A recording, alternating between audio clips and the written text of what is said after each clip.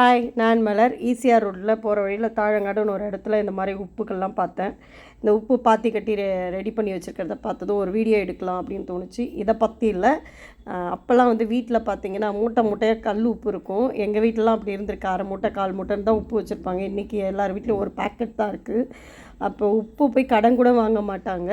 உப்பை வந்து சைக்கிளில் விற்றுட்டு போவாங்க. அந்த கல் உப்பு வந்து அப்போ வந்து பெருசாக இப்போ தான் விளம்பரம்லாம் பார்த்திங்கன்னா சால்ட் உப்பு அது இதுன்னு சொல்லிட்டு அயோடின் இருக்குது, இது இருக்குது, அது இருக்குன்றாங்க. ஆனால் கலப்படமான ஒரு விஷயத்த நம்ம டெய்லி உணவில் சேர்த்துக்கிறோம். அதை விட கல் உப்பு வாங்கி பயன்படுத்துங்கன்றதுக்காக தான் இந்த வீடியோவே நான் போடுறேன்.